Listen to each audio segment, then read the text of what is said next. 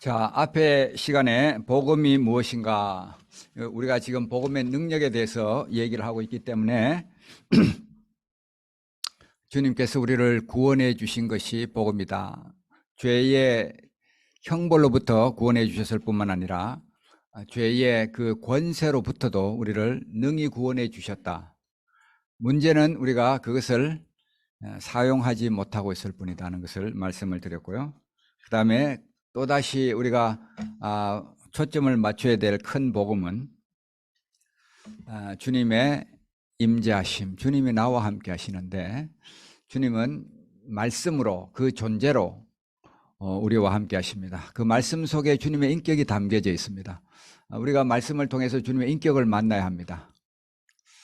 그분이 누구신지를 알아야 하고, 그분이 나에게 주시는 음성, 그 개인적인 음성을 알아가는 것이 중요합니다. 그래서 이제 두 가지 복음을 말씀을 드렸고, 이제 이번 시간에는 그 나머지 두 가지에 대해서 좀 말씀을 드리도록 하겠습니다. 자, 세 번째 우리가 생각해 볼 그 복음은 주님이 주님이시다. 예수님이 나의 주인이시다. 라는 것입니다. 자, 이것이 복음일까? 아마 의문을 가지고 계시는 분들도 있을 것입니다. 주님이 주인이시다는 게 왜 복음일까? 준비됐나요?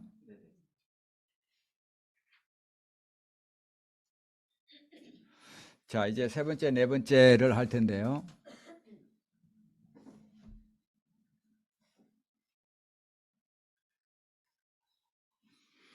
어, 2022년 5월 8일 기독 공보에 대구 평촌교회 정복돌 목사님, 통합책 목사님인데요. 복음과 목사라는 제목으로 얘기를 하시는 가운데 그분의 요점이 이렇습니다. 복음이 점점 흐려지고 있다. 목사들이 설교를 열심히 하나 복음은 들리지 않는다. 그렇게 얘기를 했습니다. 오늘 교회는 넘쳐납니다. 성도들도 많습니다. 복음을 전한다고 전하는데 열심히 설교는 하는데 복음은 들리지 않는 문제가 있습니다. 이분이 은퇴를 하고서 한 1년 동안 그 본인이 담임하던 교회에 뒷자리에 가서 앉아서 들어봤는데요. 그분의 고백이 복음은 듣지 못했다라는 것입니다. 우리가 좋아하는 소식이 꼭 그 복음은 아닌데, 자, 우리가 이 성경 말씀에서 자, 누가복음 2장 10절 11절에 보면 오늘 다윗의 동네에 너희를 위하여 구주가 나셨으니 곧 그리스도 주시니라. 내가 온 백성에게 미칠 큰 기쁨의 좋은 소식을 너에게 전한다 이랬습니다. 좋은 소식은 때로는 어떤 사람에게는 나쁜 소식입니다. 내가 1등 했다는 소식은 다른 사람에게는 1등 못하고 꼴찌가 됐다는 나쁜 소식일 수도 있습니다. 온 백성에게 미칠 큰 기쁨의 좋은 소식, 이건 참 쉽지 않은 소식입니다. 어떤 소식은 부자에게만 좋은 소식이 있을 수 있습니다. 어떤 소식은 가난한 사람에게만 기쁜 소식일 수 있습니다. 그런데 주님께서 지금 우리에게 말씀하시는 것은 온 백성에게 미칠 큰 기쁨의 좋은 소식이다. 한 민족에게 좋은 소식이 다른 민족에게는 나쁜 소식일 수도 있지 않습니까? 네, 우크라이나 전쟁에 소련이 승리한다는 것은 우크라이나에게는 나쁜 소식이고, 소련이 승리한다. 소련에게 좋은 소식은 우크라이나에게는 나쁜 소식입니다. 그런데 어떻게 주님의 그 복음은 온 백성에게 미칠 큰 기쁨의 좋은 소식이냐? 그런데 더 우리가 관심을 가져야 될 것은 그 소식이 뭐냐 하면 그리스도 주시니라. 예수님이 주인이시다. 예수님이 로드다. 이게 복음이라고 지금 성경은 말하고 있습니다. 이 한 구절만 나오는 게 아니라 성경 곳곳에서 누가복음 로마서 1장 2절에서 4절 이 복음은 하나님이 선지자들을 통하여 그의 아들에 관하여 성경에 미리 약속하신 것이라. 그의 아들에 관하여 말하면 육신으로는 다윗의 혈통에서 나셨고, 그렇게 해서 제일 마지막에 보면 하나님의 아들로 선포되셨으니 곧 우리 주 예수 그리스도시니라. 이 문장의 주어는 2절에 나오는 이 복음은입니다. 이 복음은 결론이 무엇입니까? 우리 주 예수 그리스도시니라. 성경이 말하고 있는 복음의 핵심은 예수님이 주님이시다는 것입니다. 사도행전 2장 36절 말씀도 그런즉 이스라엘 온 집은 확실히 알지니 너희가 십자가에 못 박은 이 예수를 하나님이 주와 그리스도가 되게 하셨느니라. 자, 누가나 바울이나 베드로나 모두가 다 복음의 핵심을 가리켜 말할 때에 예수님이 주님이시다 라고 선포하고 있는 것입니다.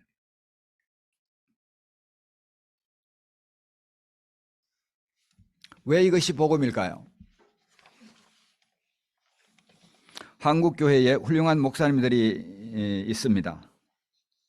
특히 옥한음, 홍정길, 허용조, 하용조, 이동원 목사님, 언제부턴가 이들에게는 강남 4인방이다 이런 그 명칭이 붙었고, 혹은 복음주의 4인방이다 이렇게 별명이 따라다녔습니다. 이분들이 강남 지역을 기반으로 해서 그들의 한 목회가 한국 교회 내에 복음주의 확산에 기여했기 때문에 이들을 복음주의 4인방이라고 부릅니다. 그런데 홍정길 목사님이 어느 날 이런 얘기를 하셨어요. 내가 복음을 잘못 가르쳤다. 예수님을 믿으면 구원받는다는 복음은 가르쳤는데 그분을 주님으로 모셔야 한다는 것을 가르치지 못했다. 한국 교회가 왜 이렇게 욕을 많이 먹을까요? 그리스도인들이 지금 퍼센티지가 얼마나 되는지 모르겠는데요. 20%, 30%? 적어도 한 민족의 10%가 그리스도인이라면 그 사회에 지대한 영향을 미칠 수 있습니다. 그런데 오늘 한국교회가 왜 이렇게 믿지 않는 사람들에게 욕을 먹고 있을까? 우리가 구원받으면 끝일까요? 그것은 반쪽짜리 복음입니다. 이 땅에서 하나님의 백성으로 살아내는 삶이 있어야 합니다. 그래야 그 복음은 완성이 되어지는 것입니다. 우리는 본성적으로 자기 마음대로 살고 싶어 합니다. 예수님을 주인으로 모시고 싶지 않은 이유입니다. 우리는 우리 스스로를 통제할 수 있다고 생각합니다. 이성적으로 살 수 있다고 생각합니다. 내가 주인이 되어서 살아가면 행복한 삶을 살 수 있으리라고 생각합니다. 과연 그럴까요? 내가 주인이 되어서 살아오는 그 생애가 과연 행복하고 만족한 생애가 될 수 있을까요? 자, 여기에 한번 보겠습니다. 무엇이 보이십니까? 자, 1980년대에 컴퓨터를 하려면 저래야 됐습니다. 그런데 지금 2010년 이후로 보면 컴퓨터가 아주 소형화됐습니다. 자, 생활은 편리해져 가는데 그 반비례해서 비만이 늘어가고 있습니다. 자, 그 다음에 보겠습니다. 1940년대 쿨한 복장이 저랬습니다. 그런데 지금 2019년에 쿨한 복장을 한번 보십시오. 사람들에게 어필하려는 복장이 저렇게 바뀌어가고 있습니다. 그 다음에 1916년대에 사람들이 관심을 가지고 있는 것은 저런 거였습니다. 그런데 이제 세월이 흘러서 2016년에 전 국민 수구리 모드로 전환이 되었습니다. 모든 사람들이 저렇게 남이 뭐라고 생각하든 간에 수구리 모드로 되었습니다. 그 다음에 보겠습니다. 자, 1996년도에는 애들이 밖에서 뛰어놀려고 해서 끄집어 가지고 집에 앉혀놓고 공부하라고 저렇게 귀를 잡고 당겨야 됐는데, 지금은 애들이 너무나 집안에만 박혀 있으려고 해서 귀를 잡고 밖으로 끌어내야 되는 그런 세상이 되었습니다. 자연에서 놀 줄 모르는 아이들로 지금 변하고 있는 것입니다. 그 다음에 한번 보겠습니다. 1913년 저때 1900년 초반에는요, 일하려고 땀을 흘렸습니다. 근데 지금은 살 빼려고 땀을 흘리는 시대가 됐습니다. 그 다음을 보겠습니다. 자, 1968년 스승에 대해서, 선생님에 대해서 참 존경하는 그런 마음이 있었어요. 우리가 자랄 때 참 그랬어요. 선생님이 하늘로 알고. 그런데 지금은 어떤 시대가 됐냐면 선생님에게 총을 들이대는 시대가 되었습니다. 권위가 다 무너지는 시대가 된 것입니다. 그 다음에 보겠습니다. 1950년대에는 단정함이 저런 거였어요. 그런데 2020년에 단정함이 사라지고 꼴볼견 의상이 환영을 받는 시대가 되었습니다. 그리고 자,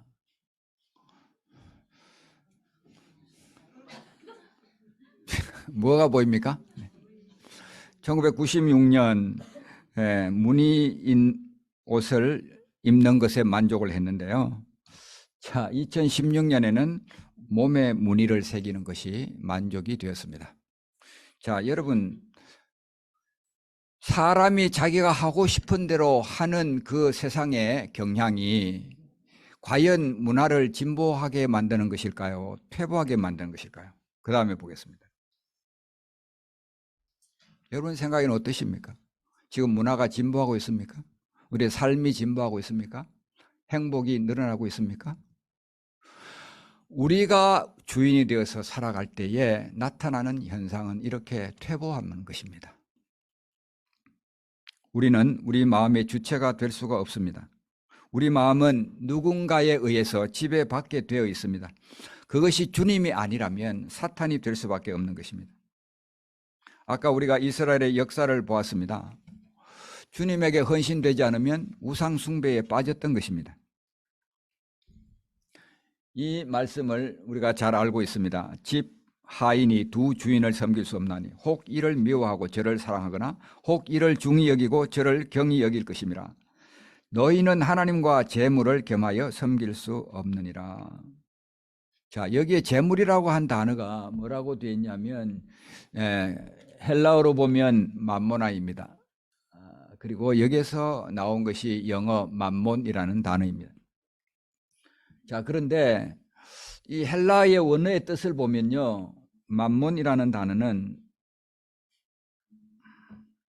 여기 신뢰의 대상이라는 것입니다.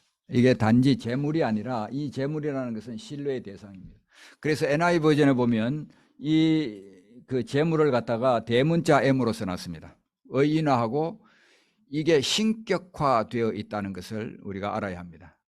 그래서 우리 마음은 하나님 아니면은 다른 것을 섬길 수밖에 없는 대상이다. 무언가 내가 의지하고 싶어하는 것, 내가 좋아하는 것, 내가 사랑하는 것, 거기에다가 우리 마음이 가게 되어 있다는 겁니다. 이거 아니면 저거지. 중립은 없습니다. 그래서 우리가 주님을 믿되 진실되게 믿어야 합니다. 한국 교회 목사님들이 그 유명했던 은퇴하신 목사님, 한경직 목사님을 찾아가서 꼭 후배 목사님들에게 한 말씀 좀 해주시라고 부탁을 드렸더니 한경직 목사님이 뭐라고 하시는지 아십니까? 예수를 잘 믿으십시다. 아니, 목사님들 앉혀놓고 도대체 뭐 하자는 얘기입니까? 예수를 잘 믿으십시다. 그럼 우리가 정말 그분이 믿을 만한 대상이라면 잘 믿어야 합니다. 신실되게 믿어야 합니다. 헌신되게 믿어야 합니다. 왜냐하면 그거를 우리가 주님으로, 그 예수님을 주님으로 삼지 않으면 우리는 다른 것을 주님으로 삼을 수밖에 없는 그런 존재들이기 때문입니다. 결국은 여기에 나오는 이 재물이라는 것은 탐심이라고 말할 수 있는데요. 탐심 또는 허욕, 탐욕, 영어로는 avarice라고 하는데 우리가 탐심을 이 재물로 바꿔 쓸 수 있는 단어인데, 결국 신학 성경에 보면 탐심은 우상 숭배라고 했습니다. 그것도 숭배의 대상인 거예요. 의지의 대상인 거예요. 그래서 우리 마음을 우리 마음에 그 주님을 주인으로 삼지 않으면 우리는 다른 욕망을 따르게 되어 있다는 것을 알아야 합니다. 내 마음 나도 몰라 뭐 그런 노래도 있잖아요. 우리 마음을 우리가 다스릴 수 있는 것이 절대로 아닙니다. 그래서 성경에 보면 이 고린도전서 3장 1절부터 3절 말씀에 보면 세 종류의 사람이 있다는 것을 보여주는데요. 첫 번째로는 자연인입니다. 믿지 않는 사람입니다. 두 번째로는 영적인 사람, 세 번째로는 육적인 사람을 말하고 있습니다. 자, 영적인 사람과 육적인 사람의 차이가 무엇입니까? 믿지 않는 사람과 믿는 사람의 차이는 무엇입니까? 믿지 않는 사람은 예수님이 이거의 마음을 가리킵니다. 그리고 인간의 주요한 관심사들이 점으로 표시되어 있고 여기에 의자가 나타나 있는데 의자는 바로 컨트롤 센터, 통제하는 자리입니다.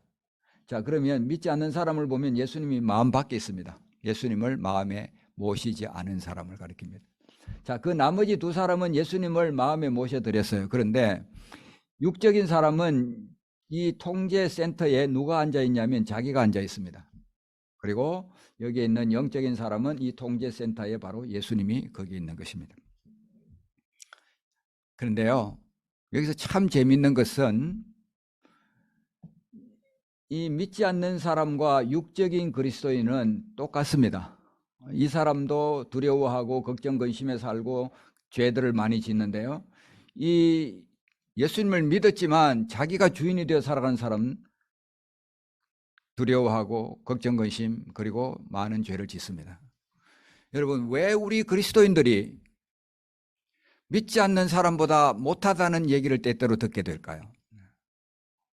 우리가 예수님을 믿었다는 것, 구원받았다는 것, 그거는 세상 사람들에 나가면 아무런 의미가 없습니다. 근데 그리스도인이 세상 사람과 다르다고 보여지는 경계점이 무엇인가? 그게 바로 예수님을 삶의 주인으로 모시느냐 아니냐에 따라 달려있는 것입니다. 그리스도인답게 살려면 우리는 예수님을 마음의 주인으로 모셔야 되는 것입니다. 제가 선교지에서 봤는데요, 선교사들 중에 이 말 하는 게 참 대단히 죄송스러운 얘기이기도 한데 좀 꺼려지는 얘기이기도 합니다. 선교사들 중에도 평신도보다도 못한 사람들이 있어요. 왜 그럴까요? 그 이유는 바로 여기에 있습니다.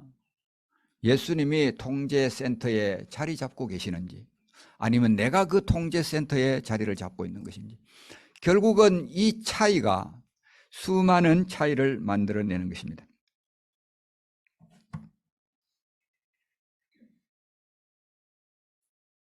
왜 우리가 그리스도인이면서 믿지 않는 사람들과 똑같은 삶을 살아갈까요? 그렇게 얘기합니다. 제발 교회 문을 나설 때에 신앙을 좀 같이 가지고 나가라. 이 안에서는 뭐 대단한 영적인 그 사람인 것처럼 보이는데 이 문을 나서는 순간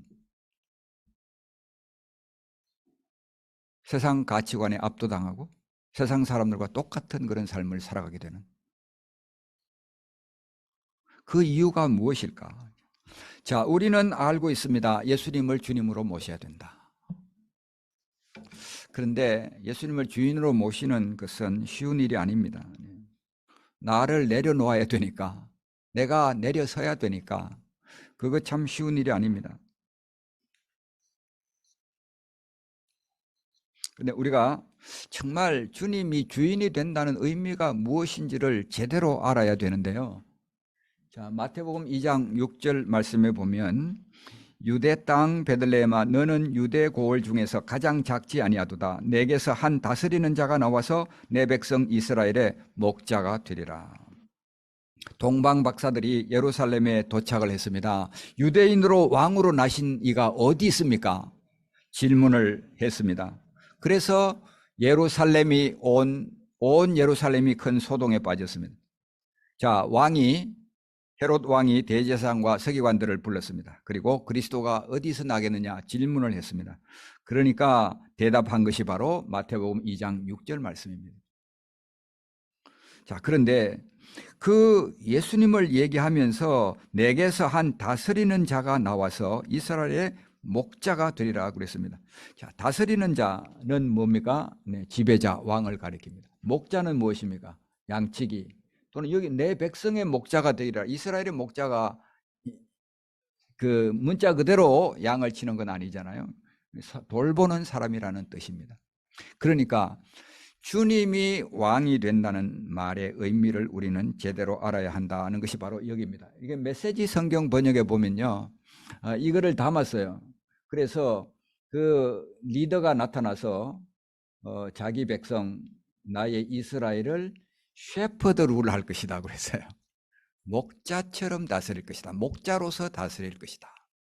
예, 메시지 번역에 이렇게 되어 있습니다. 자, 그런데 우리가 알아야 될 것은 이 두 가지는 사실은 양립하기가 어렵습니다. 다스리는 사람. 그러니까 이 세상에는 그런 예수님과 같은 표본이 없어요. 왕들은 다 전형적으로 백성을 착취하고 그 무자비하게 다스리는 그런 나쁜 지도자로 사람들은 인식을 하고 있습니다. 백성들의 고혈을 짜내는, 세금을 막 무지무지하게 부과하고 착취하는 그런 나쁜 지도자들로 생각하고 있습니다.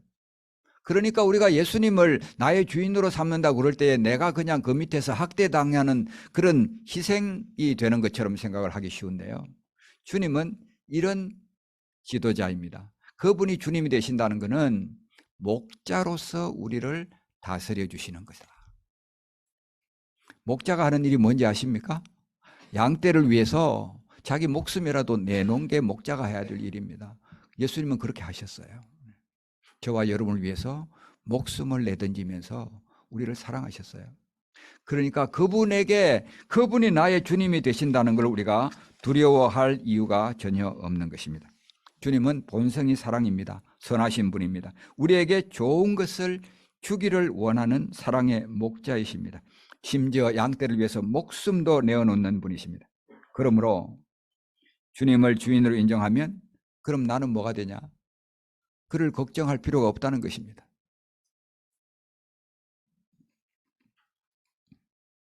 저는 1976년도에 예수를 믿었고요. 또 이 가운데 계시는 분들이 저분이 나이가 그러면 어떻게 되지? 뭐 이렇게 계산하지 마시고 한 3년 예수님을 따랐는데 저 리더가 저보고 그때 저는 고시 공부를 하고 있었어요. 저희 집안이 가난해서 빨리 고시 공부해가지고 좀 어머니를 편하게 해드렸으면 좋겠다. 그게 저의 소원이었어요. 그런데 리더가 하는 말이 그 고시 공부하던 거 포기하고 주님을 따르면 어떻겠냐고. 제가 고시 공부 포기하는데 1년이 걸렸어요. 별별 생각들 다 하고 오만 생각들 다 하고 주님 이러면 나는 뭐가 됩니까? 뭐 질문도 하고 시간이 많지 않아서 다 그 과정을 설명하려면 오늘 저녁까지 저와 여러분이 같이 시간을 보내야 될 것 같은데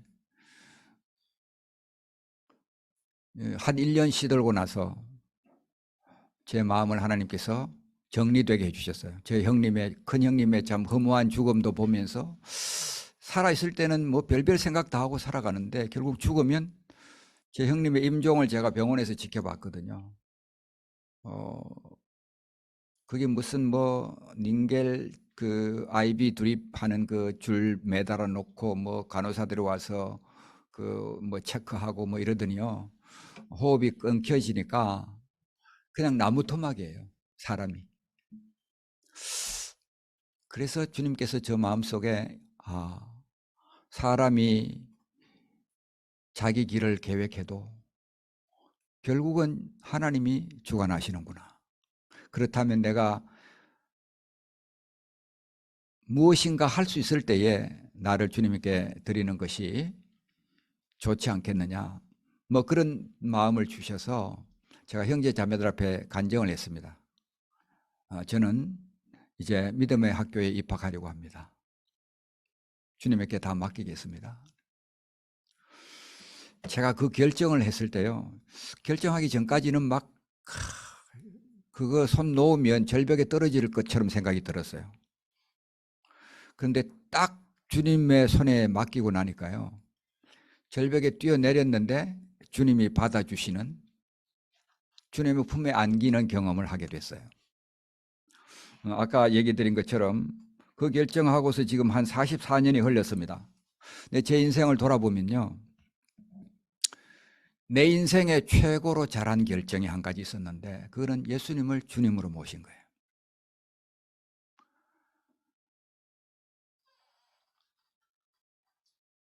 저는 아내와 그런 얘기를 했어요. 인생 2번 살지 않아도 좋다. 만족하다.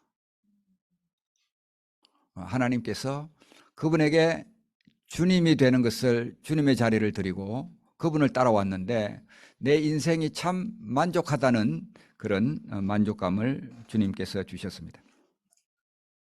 여러분, 자기가 인생의 주인이 되어서 경영해 나간다고 행복해지는 게 아닙니다.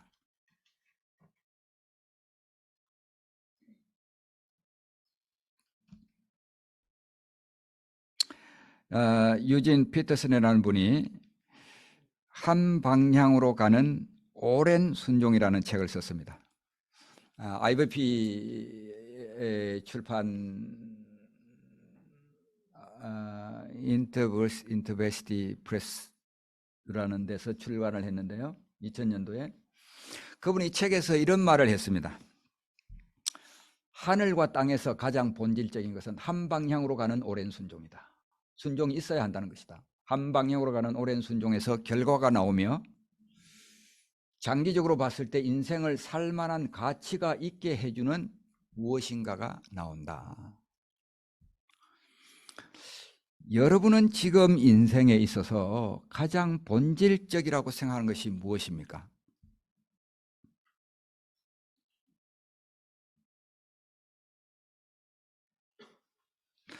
꼭 필요하다고 매달리고 있는 게 뭡니까?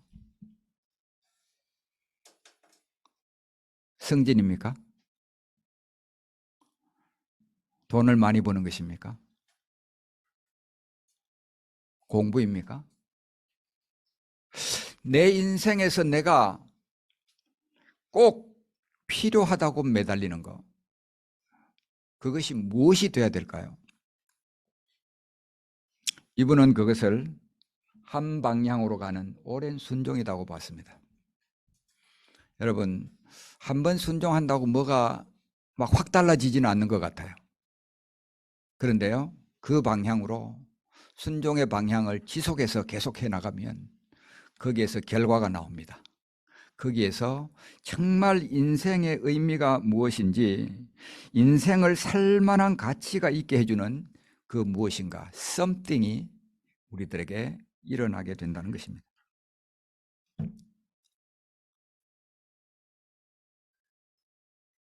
이 세상은 지금 빠른 결과를 원하고 있습니다. 옛날에는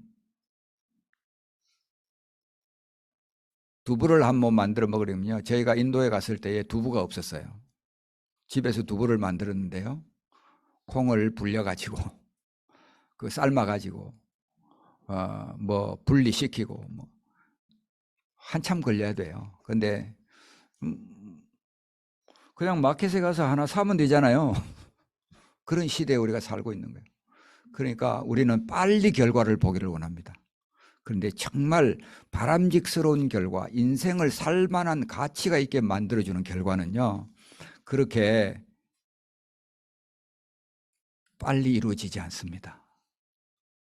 내 눈앞에 안 나타나는 것 같고 안 이루어지는 것 같은데 한 방향으로 계속 그 길을 걸어가면요, 돌아놓고 보면 야, 인생이 이런 거구나, 이렇게 가치가 있구나, 그런 것을 여러분도 고백할 수 있게 될 것입니다. 인생은 주님이 경영하실 때에 행복해지는 것입니다. 그 반대로 자기가 경영하는 사람은 불행하게 되어 있습니다.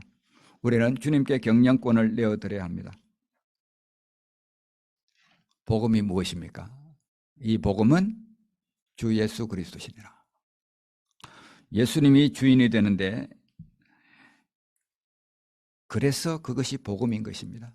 우리들이 살만한 가치가 있게 만들어주는 어떤 것을 손에 쥐어주는 것이기 때문에 주님을 주인으로 모시는 삶이 불행한 삶이 아니라, 다 잃어버린 삶이 아니라 내가 쪼다가 되는 삶이 아니라 내 삶의 결과를 지어주고 내 삶에 살만한 가치가 있게 해주는 그 어떤 것을 이루어지게 하시는 주님을 보기 때문에 주님이 주인이시다. 복음은 주 예수 그리스도시니라. 이게 바로 복음의 진수가 되는 것입니다. 지금 현재 여러분의 인생의 주인은 누구일까요? 아직도 여러분의 삶 속에 주님을 주인으로 인정하지 못하는 영역은 무엇일까요? 그거 잡고 있어 봐야 여러분에게 불행만 가져올 뿐입니다. 빨리 주님께 내어드려야 합니다. 그러면 그분께서 우리들의 삶에 아름다운 결과를 이루어 주실 것입니다. 이제 마지막으로 우리가 주님의 사랑에 대해서 한번 생각해 보겠습니다. 주님이 나를 사랑하신다. 하나님이 나를 사랑하신다. 엄청난 복음입니다. 여러분은 신구약을 요약하면 뭐가 되리라고 생각하십니까? 신구약을 다 요약하면요, 이겁니다. 하나님께서 나와 결혼하자. 저와 여러분에게 나와 결혼하자 라고 말씀하시는 것이 신구약의 요약입니다. 성경 구절에 지금 너무나 많은 구절들이 있습니다. 이사야 61장 10절에 보면 내가 여호와로 말미암아 크게 기뻐하며 내 영혼이 나의 하나님으로 말미암아 즐거워하리니 이는 그가 구원의 옷을 내게 입히시며 공의의 겉옷을 내게 더하심이 신랑이 사모를 쓰며 신부가 자기 보석으로 단장함 같게 하셨느니라. 하나님의 그 구원과 하나님의 그 의의 옷, 하나님이 저와 여러분을 구원해 주셨다. 아름다운 옷을 입혀주신 것입니다. 저와 여러분을 의롭다고 하신 것, 우리가 의로운 사람들이 아닌데 저와 여러분을 의롭다고 여겨주셨어요. 의롭다고 만들어주셨어요. 아름다운 그런 단장을 우리가 보석으로 단장 같은 그런 단장을 한 것입니다. 그 표현을 갖다가 신랑과 신부의 단장함으로 묘사를 했습니다. 자, 아가서 3장 우리가 잘 알고 있는데 이 아가서는 그 솔로몬과 술람미 여인의 사랑을 다루고 있습니다. 그리고 그 절정에 보면 3장 10절에 혼인을 이제 하게 되는데요. 많은 성경학자들이 이 아가서를 가리켜서 하나님이 그 교회를 사랑하시는 예수님이 교회라는 것은 바로 믿는 예수님을 주님으로 고백한 믿는 그 사람들을 가리킵니다. 하나님과 그 믿는 자들의 그 사랑의 관계를 노래한 책이라고 말을 하고 있습니다. 호세아 2장 19, 20절 말씀에 이게 구약에 나오는 얘기입니다. 내가 내게 장가들 이스라엘 백성들을 향하여서 하나님께서 장가들겠다는 말이 몇 번 나옵니까? 3번이나 나오고 있어요. 그래서 공의와 정의와 은총과 긍휼히 여김으로 내게 장가들며 진실함으로 내게 장가들리니 내가 여호와를 알리라. 우리가 하나님을 안다는 거요, 진짜 하나님을 안다는 것은 그분과의 사랑에 빠지는 것입니다. 하나님이 나를 얼마나 사랑하시는지 그 사랑의 관계 속에 들어가는 것입니다. 자, 신약에 보면요, 마태복음 22장 2절에서 예수님이 천국 비유를 할 때에 혼인잔치를 베푼 어떤 임금과 같다 그랬는데요, 천국을 설명하기 위해서 아무 비유나 든 것이 아니라는 것은 확실해집니다. 계시록 19장 7절에 보면 마지막에 일어날 사건에 대해서 얘기하면서 어린 양의 혼인 기약이 이르렀고 그의 아내가 자신을 준비하였다. 하나님과 예수님과 우리가 혼인으로 들어가는 것입니다. 그것이 계시록에 나와 있는 마지막 장면입니다. 성경 구절 한없이 많이 있습니다. 마가복음 2장 19절에도 예수님께서 혼인집 손님들이 신랑과 함께 있을 때에 금식할 수 있느냐, 바리새인들이 예수님의 제자들은 금식하지 않는다고 고소를 했습니다. 그럴 때에 이 말씀을 하셨는데 결국은 신랑이 누굽니까? 예수님을 가리키고 있는 것입니다. 자, 고린도후서 11장 2절에 사도 바울이 내가 하나님의 열심으로 너희를 위하여 열심을 내노니 내가 너희를 정결한 처녀로 한 남편인 그리스도께 드리려고 중매함이로다. 그리스도인과 하나님의 관계, 그리스도인과 예수님의 관계, 그 사랑의 관계로 다 묘사를 하고 있습니다. 에베소 5장 31, 32절은 아주 이것을 그 칼미네이션이라고 말할 수 있는데, 이 에베소 5장은 남편과 아내의 관계를 얘기하고 있습니다. 그래서 남편들에게 아내를 사랑하라, 아내들에게 남편에게 복종하라, 뭐 이렇게 얘기하다가 결론에 가서 한 얘기가, 그러므로 사람이 부모를 떠나 그의 아내와 합하여 그 둘이 한 육체가 될지니 이 비밀이 크도다. 나는 그리스도와 교회에 대하여 말하노라. 결혼의 참 신비가 무엇이냐? 그거는 바로 주님과 우리의 사랑의 관계다는 것입니다. 이 결혼을 통해서 우리가 알아가야 될 것은 예수님이 나를 얼마나 사랑하시는지, 하나님이 나를 얼마나 사랑하시는지. 아까 쉬는 시간에 어떤 자매님하고 얘기했는데요, 아이를 키우면서 하나님이 얼마나 나를 사랑하시는지 그걸 알게 된다. 결혼에서 우리가 알아가야 될 것이 바로 이런 것입니다. 자, 다시 말하면 신구약을 종합해서 저와 여러분은 결혼으로 초대를 받고 있습니다. 나와 결혼하자.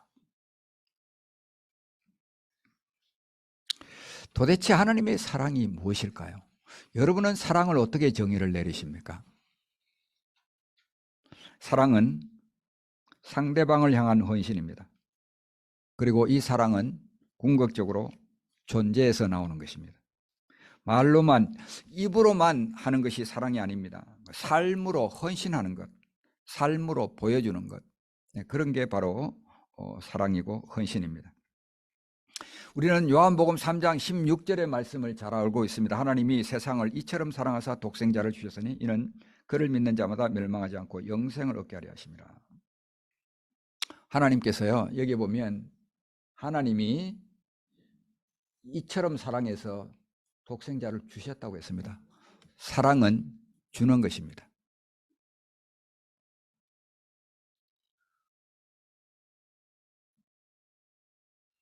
어린 아이들을 키우는, 갓난 애들 키우는 그런 부모는 주는 게 뭔지를 압니다. 어린 아이는요, 우리 그 손녀가 있는데 이제 초등학교 2학년이에요. 식탁에 앉아가지고 엄마 물 이러면 엄마가 물 갖다 줘요. 아니, 엄마가 뭔 죄를 지었어요? 엄마 물 그러면 걔 앞에 물이 대령하는 거예요. 그게 사랑입니다. 내가 낳았으니까. 하나님이 저와 여러분을 배 아파서 낳은 것이 아니라 십자가의 고통으로 낳으셨어요. 그래서 저와 여러분을 향해서 그런 사랑을 베풀어 주시는 것입니다. 주었는데 무엇을 줬습니까? 독생자를 줬습니다. 우리는 이것을 바이올로지로 해석하는 경우가 많이 있는데요, 하나님의 하나밖에 없는 아들 이렇게 생각하는데요, 사실 이 원어를 보면요 이렇게 되어 있습니다. 독생자라는 것을 갖다가 모노게네라고 하어 있는데요, 이 모노라는 것은 하나라는 뜻입니다. 여기 하나라는 뜻이에요. 그리고 뭐 우리 영어 단어에도 그런 의미가 많이 들어있죠. 모노폴리 뭐 이렇게 그 독점하는 것 다 그렇게 말하잖아요. 모노는 하나라는 뜻입니다. 그리고 게네라는 것은 이게 복수고 게노스라는 게 단수인데요, 이거는 어떤 그 뭐라고 표현해야 되나요? 킨을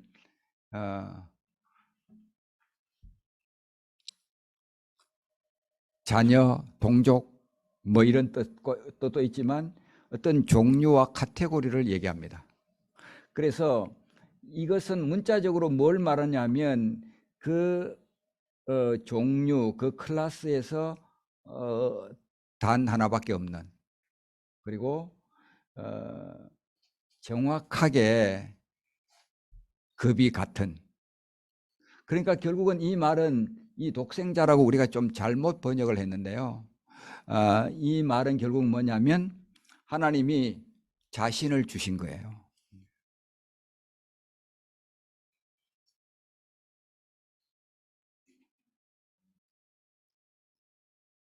하나님이 세상을 이처럼 사랑해서 자기를 주신 거예요. 자기를. 자기 자신을 내어주신 것입니다. 여러분, 아무리 사랑해도 자기 자신을 줄 수 있습니까? 한 10만 원, 20만 원 하는 선물을 주기는 쉽겠죠. 근데 그 하나님이 그것도 죽어야 될 만한 가치가 생각되지 않는 그런 존재들을 위해서 살려놓아 봐야 얼마나 또 죄를 지을지 알 수 없는 존재들, 깨닫는다고 해도 다시 구렁텅이로 들어가기 쉬운 그런 존재들, 그런 세상을 위해서 그분은 자기 자신을 내어주신 것입니다.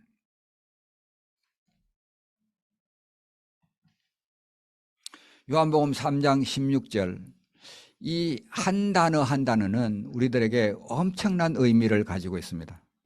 자, 우리말 성경하고는 좀 순서가 약간 다르기는 한데요, 하나님이 세상을 이처럼 사랑했습니다.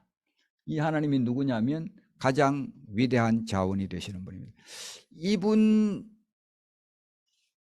대체할 수 있는 존재가 없습니다.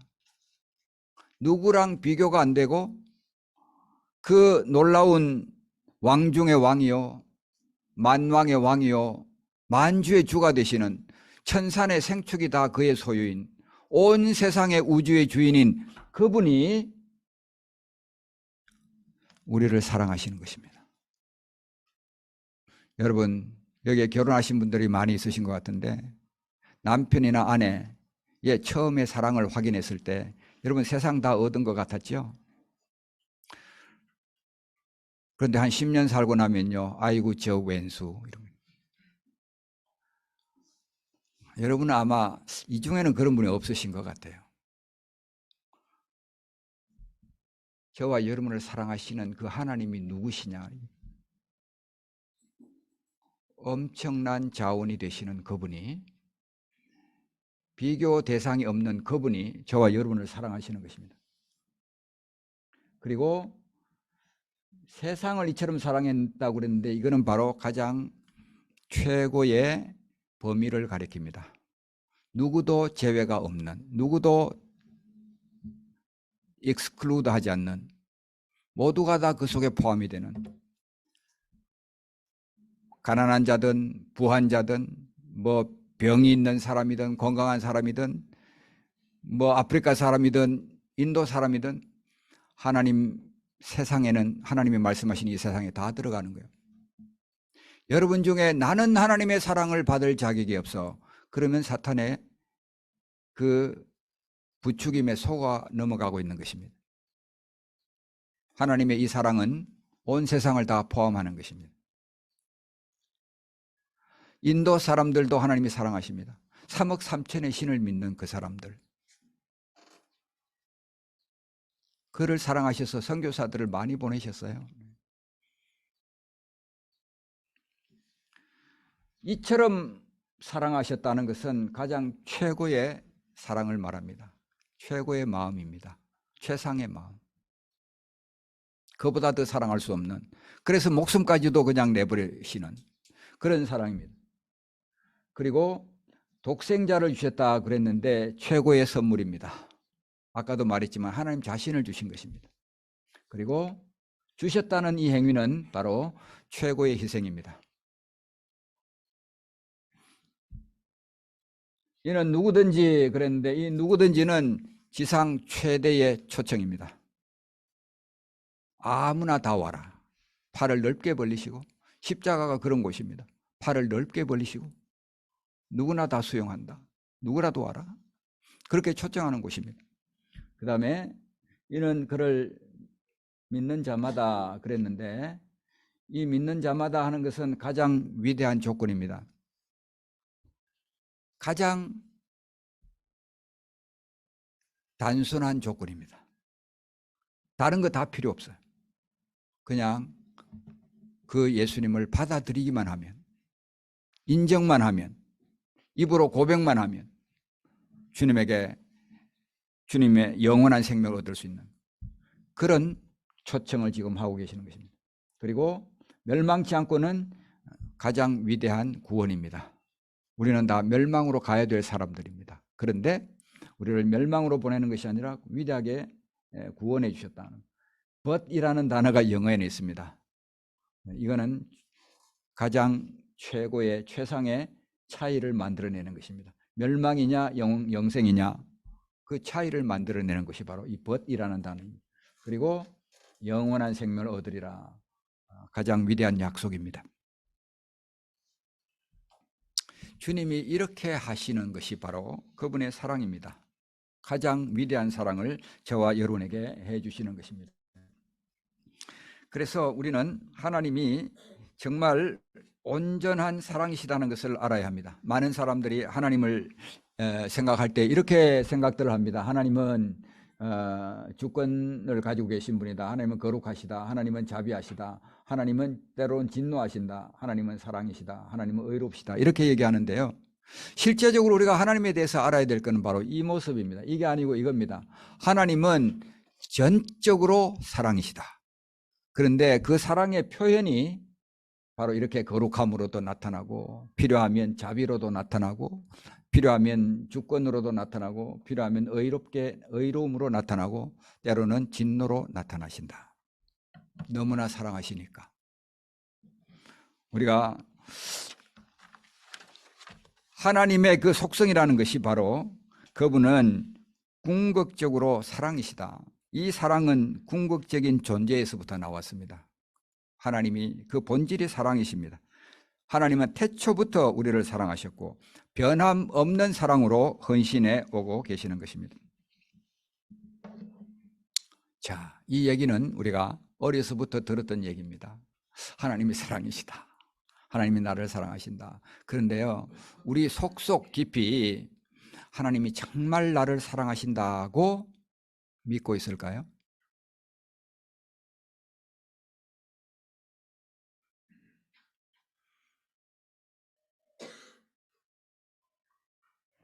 우리는 하나님이 나를 사랑하신다는 것을 믿기보다, 아까도 한번 보여드렸는데, 너 죄 지었지? 하나님 너 미워하셔. 그러면 그렇고 말고, 그러니까 사탄이 주는 거짓말을 더 잘 믿는 경향이 있습니다.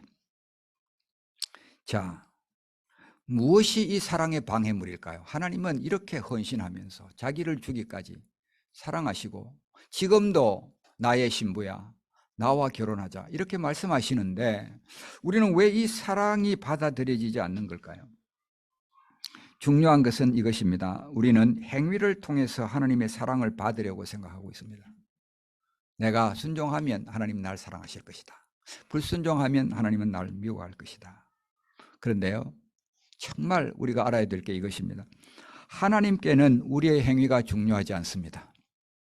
하나님이 보시는 것은 우리의 진실된 마음입니다. 다시 한번 반복하겠습니다. 하나님께는 우리의 행위가 중요하지 않습니다.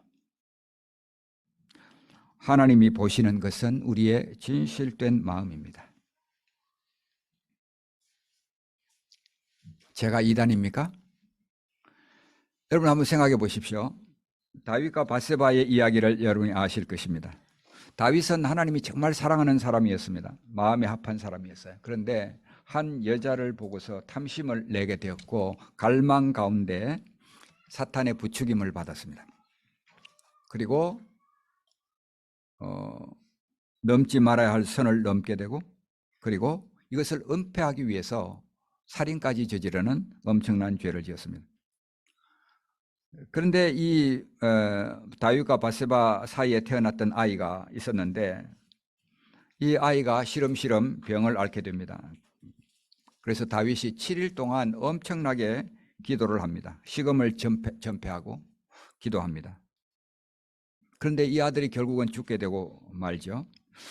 그래서 이 아들이 죽은 다음에 사람들이 수근거리면서 쉬쉬하고 있었습니다. 그래서 다윗이 눈치를 채고서 아이가 죽었느냐 물었습니다.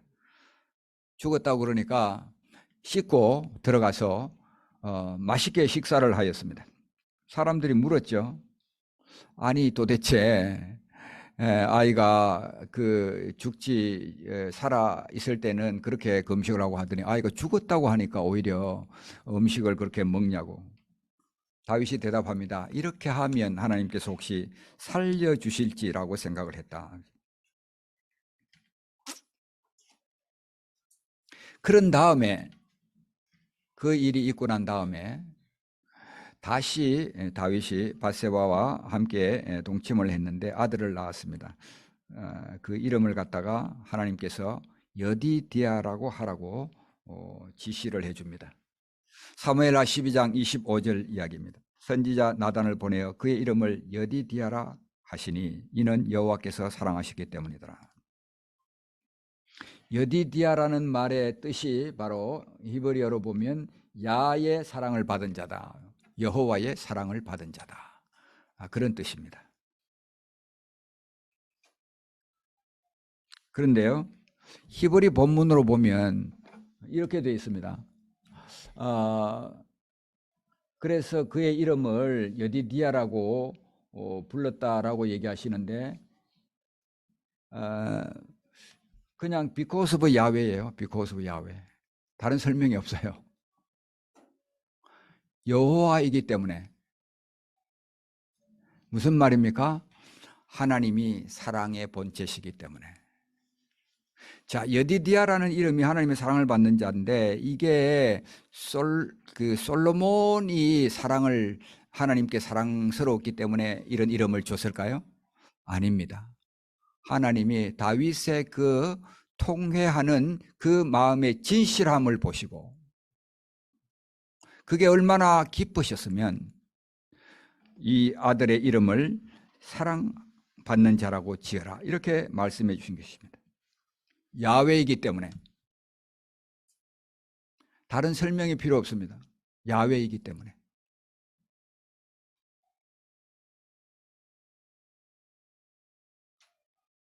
하나님은 행위를 보시는 것이 아닙니다. 하나님은 우리 마음의 진실함을 원하시는 것입니다. 세상 논리를 보면 아마 이렇게 얘기할 겁니다. 밧세바는 남의 아내야. 너 정신 차렸어? 그럼 이제 멀리해. 하나님 그러셔야 마땅하죠. 그런데 여디디아라고 이름을 지으라고 하나님께서 말씀해 주시는 것입니다. 하나님은 다윗의 마음의 그 진실함을 보았습니다. 통회하는 그 마음을 보았습니다. 여러분 탕자 비유 너무나도 잘 알고 있습니다. 아버지에게 모욕을 주면서까지 아버지가 버젓이 살아있는데 재산 나눠달라. 그리고 그 재산 다 챙겨가서 먼 나라로 떠납니다. 허랑방탕한 생활을 합니다. 재산을 다 허비합니다. 그 나라 사람 너무나 궁핍하게 되어서 그 나라 사람 한 사람에게 붙어 살았는데 돼지를 치는 신세로 전락을 하고 말았습니다. 이 아들이 어느 날 정신을 차리고 아버지께로 돌아옵니다. 그가 아버지께로 돌아왔을 때 아버지가 취한 태도를 한번 보십시오. 네, 누가복음 15장 20절 21절입니다. 아버지가 아직도 거리가 먼데 그를 보고 척은히 여겨 달려가 목을 안고 입을 맞추니 아들이 이르되 아버지여 내가 하늘과 아버지께 죄를 지었사오니 지금부터는 아버지의 아들이라 일컬음을 감당하지 못하겠나이다. 자, 여기 잘 보면요. 아들이 내가 죄인입니다고 죄를 고백하기 전에 아버지가 한 일이 5가지가 있습니다. 뭐를 했나요? 멀리 서서 이미 그를 보았습니다. 2번째, 측은히 여겼습니다. 3번째로 달려갔습니다. 4번째, 목을 안았어요. 그리고 5번째로 입을 맞추었습니다. 여러분, 아버지에게는 그 아들이 뭐를 했냐는 행위가 중요하지 않았습니다. 그 아버지를 향해서 돌아오는 그 아들의 진심을 아버지는 받아주었습니다.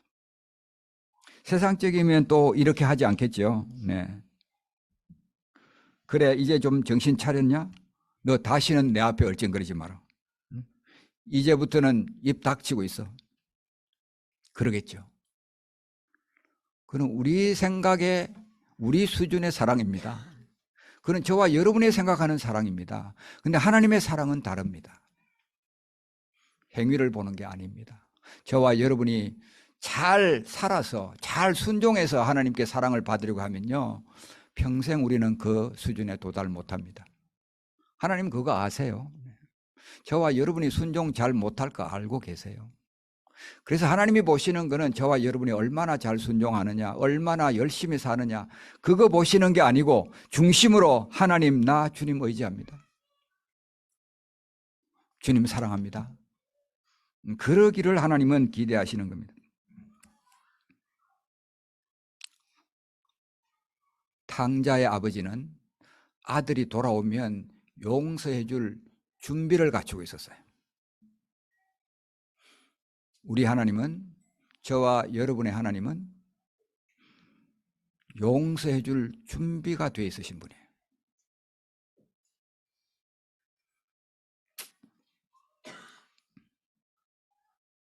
재작년 크리스마스 때에 그 크리스마스 모임을 위해서 제가 술탄불이라는 지역으로 갔는데요. 좀 일찍 도착해서 그 모임 장소 2층에 앉아 있었어요. 근데 청년들이 둘이 몸을 제대로 가누지 못하는 한 자매를 양쪽에서 붙들고 그 2층으로 올라오더라고요. 기도를 받으려고. 제가 인도에서 기도하면요, 가끔씩 사람들이 나와요. 한국에 와서 기도하면 잘 안 되더라고요. 그러니까 제가 본래 거룩한 사람이 아니라는 거죠. 능력 많은 사람도 아니고. 그래서 이제 여러 가지 뭐 질문해보고 무엇이 그 어려움이 되는 건지, 왜 이렇게 못 걷는지 그래 물어봤더니 자궁경부 척추염과 그다음에 골결핵이 생겼어요. 본 TB가 생긴 거예요. 이 자궁경부 그 척추염이라는 것은 이 척추의 윗부분에 생겨가지고 고개를 제대로 못 가누고 걸을 수가 없게 되는 이런 이제 질병이었어요. 몇 가지를 물어보는 가운데 제 아내가 그 자매에게 요즘 뭐를 위해서 기도하냐 그렇게 물었는데 그 자매의 대답이 뭔지 아십니까? 하나님께 죄 용서를 위해서 기도하고 있다. 제가 그 얘기를 듣는 순간에 너무 마음이 아팠어요. 우리 하나님은, 내가 아는 하나님은 죄 때문에 사람을 주저앉히려고 질병을 주시는 하나님은 아니시다.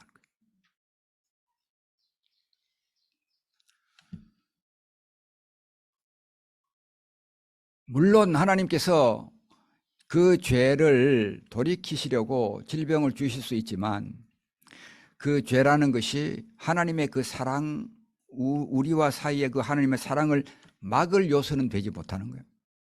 궁극적으로 하나님이 우리에게 주기를 기뻐하시는 것은 우리의 잘 되는 것입니다. 웰빙이에요. 그래서 그 자매에게 제가 그 얘기를 듣고서 이거를 그 텍스트 메시지로 보내줬어요. 이거 성경 구절은 아닌데 너 이거 외워라. 여기에 뭐라고 되어 있습니까? 내 자신을 철저하게 하나님께 사랑받는 자로 정의하라. 이것이 참된 자아이다. 그 외의 모든 신분은 착각이다.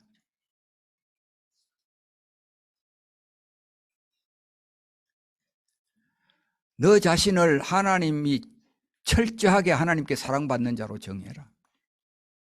너는 사랑받고 있는 사람이야. 그러니까 죄 때문에 하나님이 나에게 벌 주신다, 그런 생각하지 마라. 그리고 마태복음 8장 17절 말씀 같이 나누고 그 자매를 위해서 기도해 줬습니다. 물론 의료적인 치료를 받으라고 재정적으로 좀 지원도 하고.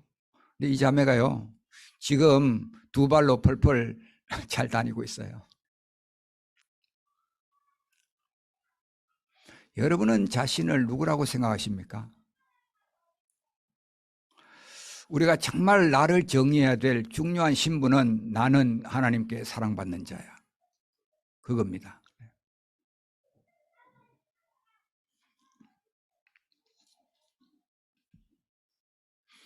우리가 하나님과의 관계에서 나 자신을 정의 내리지 않으면 그거는 다 허상입니다. 다른 신분은 다 허상입니다. 여러분, 무슨 나는 대학교 총장이다, 그게 여러분의 신분이 되겠습니까? 나는 교사다, 나는 교수다.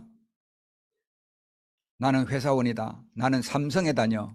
그게 여러분의 진정한 신분이 되겠습니까? 그 신분은 있다가도 없어지는 것입니다. 우리가 하나님과의 관계에서 우리를 정의 내리면 그 신분은 영원히 가는 신분입니다. 그리고 우리가 정의 내려야 될 가장 중요한 신분은 나는 하나님께 사랑받는 자다. 왜 그렇게 말할 수 있을까요? 성경에서 하나님은 우리의 신분을 이렇게 얘기합니다. 우리는 용서받은 자다. 우리는 노예가 아니라 자유인이다. 흑암의 권세에서 건져내어서 하나님의 사랑의 아들의 나라로 옮겨진 그런 존재들입니다. 주님께서 우리에게 말씀하시기를 내가 다시는 죄를 기억하지 아니하리라. 주님은 죄를 다시 기억지 아니하겠다고 그랬는데 저와 여러분은 이 죄를 얼마나 잘 기억하는지, 무슨 잘못된 일이 생기면 그때 그 죄 내가 그랬기 때문에 하나님이 나를 벌 주셔. 제가 인도에서 만난 어떤 분이 있어요. 60세가 넘은 할머니인데요, 그분이 밥을 안 먹는다고 그래서 기도 좀 해달라고 해서 갔더니요, 왜 밥을 못 드시냐고 그랬더니 젊을 때 지은 죄 때문에, 그 죄책감 때문에 그렇다는 거예요. 여러분, 하나님이 우리를 죄 짓지 말라고 하신 이유가요, 하나님 좋으라고 하는 거 아닙니다. 그 죄는 우리가 사는 동안까지 갈 수 있어요. 그 행복하게 살 수 있는 비결은 가능하면 거기에서 멀어져야 되는 것입니다. 저와 여러분을 향해서 하나님은 결코 정죄함이 없느니라, 그렇게 말씀하셨어요. 우리는 용서받은 사람들입니다. 죄에 목매달고 살지 않아도 되는 사람들입니다.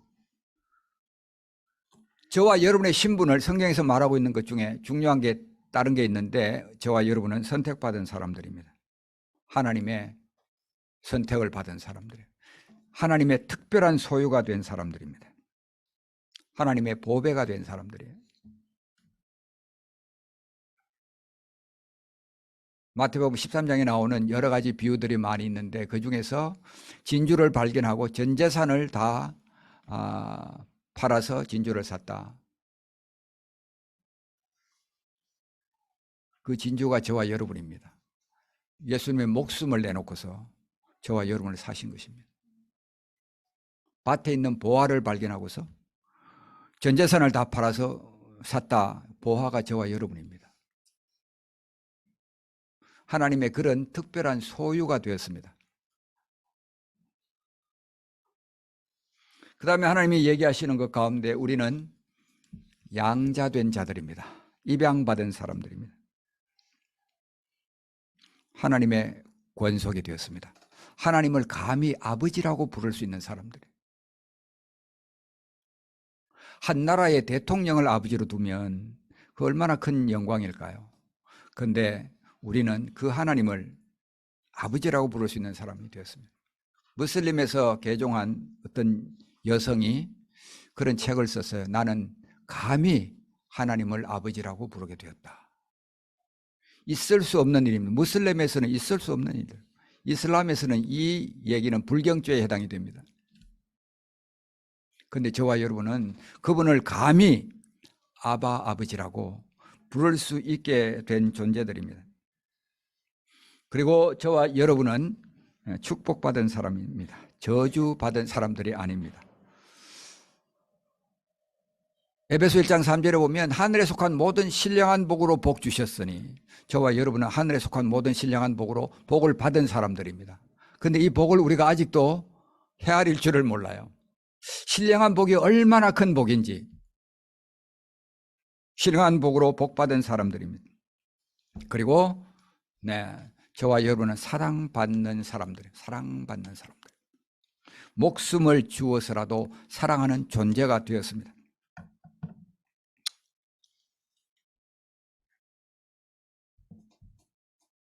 성경에 수없이 저와 여러분을 가리켜서 이런 존재다. 우리의 아이덴티티는 철저하게 하나님께 사랑받는 자로 정의를 내려야 합니다.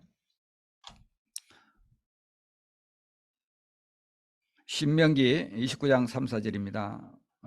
거기 보면 큰 시험과 이적과 큰 기사를 내 눈으로 보았느니라. 그리고 4절 말씀에 그러나 깨닫는 마음, 보는 눈, 듣는 귀는 오늘 여호와께서 너에게 주지 아니하셨느니라.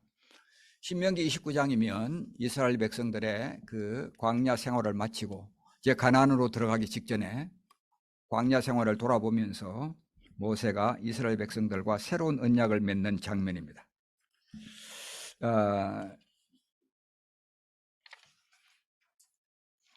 그런데 이 말을 잘 보면요, 모순이 있어 보입니다. 3절 말씀에서 큰 시험 이적 기사를 내 눈으로 보았느니라 라고 분명히 말씀하셨는데 4절에 보면 보는 눈은 너에게 주지 아니했다 라고 말하고 있습니다. 그럼 여러분, 이스라엘 백성들이 본 것은 무엇이고 보지 못한 것은 무엇일까요? 왜 하나님께서 이렇게 모순적인 말씀을 하신 걸까요? 이스라엘 백성들이 본 것은 일어난 사건을 보았습니다. 홍해가 갈라지는 것 봤습니다. 만나가 비같이 내리는 것을 봤습니다. 반석이 이상하게 물을 내는, 물이 펑펑 솟아나는 그런 장면을 보았습니다. 그런데 그들이 보지 못한 것은 무엇일까요? 이때 본다는 것은 깨닫는다는 것과 같은 말입니다. 영적인 눈이죠. 그들이 보지 못한 것은 그 사건이 의미하는 바를 보지 못했어요. 그 사건이 무슨 의미가 있는지를 깨닫지를 못했습니다. 왜 하나님께서 그들에게 홍해의 기적을 보여주셨을까요? 왜 하나님께서 반석을 쳐서 물이 나게 하셨을까요? 왜 하늘에서 만나가 비같이 내리게 하셨을까요? 그걸 못 봤다는 것입니다. 왜 그랬을까요? 그들을 사랑하기 때문에. 그들을 선택했기 때문에. 그들은 하나님의 사랑, 그분의 헌신을 못 봤습니다. 사랑은 상대방을 향한 헌신입니다. 하나님께서 우리를 사랑하신다는 것은 엄청난 복음입니다. 변함없는 하나님, 능력 많으신 하나님, 온 우주의 소유주가 되신 하나님, 전지전능하신 하나님, 편지하시는 하나님, 그 하나님이 저와 여러분을 사랑하시는 것입니다. 여러분, 시작하신 하나님은 마치시는 하나님이십니다. 이스라엘 백성들은 광야에서 계속 질문을 해댔습니다. 하나님이 과연 우리에게 물을 주실 수 있을까? 물을 주고 나면 하나님이 과연 우리에게 먹을 것을 줄 수 있을까? 만나를 내려주고 났더니 이번에는 하나님이 과연 고기를 주실 수 있으시랴? 그렇게 하나님을 향해서 계속 질문을 했습니다. 애굽에서 건져내신 하나님은 단연코 그들을 인도해서 가나안 땅으로 인도하실, 들어가게 하시는 그런 하나님이시다는 것을 그들은 보지를 못했습니다. 하나님께서 여러분에게 홍해를 갈라서 구원되게 하셨다면 여러분이 천국에 이르도록 죽을 때까지 여러분을 먹이시고 입히시고 보호하실 하나님이십니다. 그거를 이스라엘 백성들은 보지 못했습니다. 저와 여러분은 다를까요? 어떤 큰 사건이 하나 생겨서 하나님께 기도하고 매달려서 기도하고 하나님 해결해 주시면 참 하나님 감사합니다 그러는데 그 다음에 또 다른 일이 생기면요, 하나님은 이거는 도와주실 수 있을 것인가? 이스라엘 백성들과 별반 다를 바 없는 그런 삶을 살고 있습니다. 우리는 분명히 믿어야 합니다. 하나님은 나를 사랑하신다. 그리고 그분이 시작하셨다면 마치신다. 시작하신 하나님은 마치시는 하나님이시라는 것을 우리는 분명히 믿어야 합니다.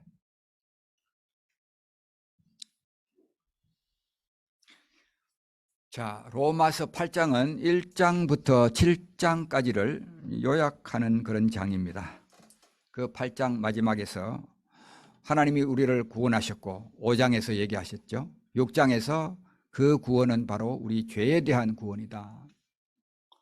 예수님의 그 경험은 우리의 경험이다 라는 것을 얘기하면서 죄와의 갈등을 다시 7장에서 얘기하고 8장 마지막에 와서 하나님의 사랑을 이렇게 얘기합니다. 이 모든 일에 우리를 사랑하시는 이로 말미암아 우리가 넉넉히 이기느니라. 내가 확신하노니 사망이나 생명이나 천사들이나 권세자들이나 현재일이나 장래일이나 능력이나 높음이나 깊음이나 다른 어떤 피조물이라도 우리를 우리 주 예수 그리스도 예수 안에 있는 하나님의 사랑에서 끊을 수 없으리라.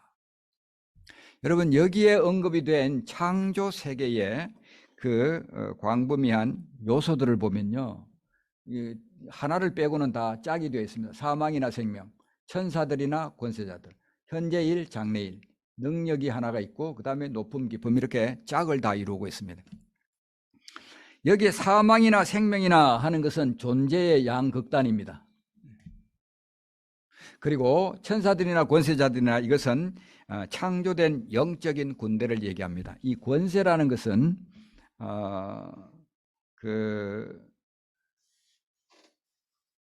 영계의 영적인 존재들, 특별히 좋지 않은 그런 악한 영들의 존재들을 가리킬 때에 사용한 말입니다. 현재일이나 장래일이나 이것은 시간의 양극단입니다. 그리고 능력이 있는데 이 영적 대적들이 이 능력은 아까 이제 넘어갔는데 권세들, 능력들 이런 것은 하늘에 있는 영적인 대적을 말합니다. 그리고 높음이나 깊음이나 했는데 이것은 바로 공간의 양극단입니다.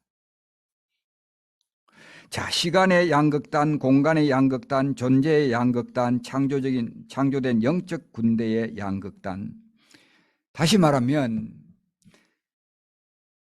이 세상이나 저 하늘이나 존재하는 그 어떤 것도 하나님께서 저와 여러분을 향한 사랑에서 끊을 자가 없다는 얘기입니다.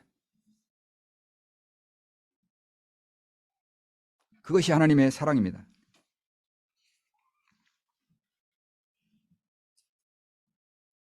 하나님은 이 사랑을 위해서 헌신하셨고 지금도 헌신하고 계시고 자기 목숨을 내어주기까지 저와 여러분을 사랑하고 계시는 것입니다. 결론을 우리가 한번 생각해 보겠습니다. 주님을 주인으로 모시는 것, 하나님을 위해서 큰 일을 해드리는 게 아니고 우리 인생에 가장 복을 받을 수 있는 선택입니다. 그리고 하나님은 끊임없이 신약 구약을 걸쳐서 나와 결혼해 줄래? 그렇게 여러분에게 질문하고 계십니다. 여러분, 주님의 이 사랑으로 들어가 보신 적이 있으신가요? 하나님이 나를 얼마나 사랑하시는지 나도 주님을 사랑합니다. 주님 사랑으로 만족합니다. 나를 사랑해 주셔서 감사합니다. 아마 두 가지 반응이 있을 것입니다. 그 사랑에 너무나 감격해서 그 사랑을 받아들이는 사람이 있을 수 있고 그 사랑을 거절하는 사람이 있을 것입니다. 지금 이 메시지를 들으면서도 하나님이 정말 나를 사랑하실까? 안 믿어진다고 생각하시는 분이 있을 수도 있겠어요. 그렇지만 그거는 감정입니다. 감정을 믿을 것이 아니라 주님께서 뭐라고 말씀하시는지 우리는 그 말씀에 귀를 기울여야 합니다. 지난 시간에 우리가 그 얘기를 했습니다. 진리로 거짓을 대적하라. 내가 정말 하나님의 사랑이 느껴지지 않고 믿어지지 않는다면 우리가 그런 과정들을 거쳐야 되겠죠.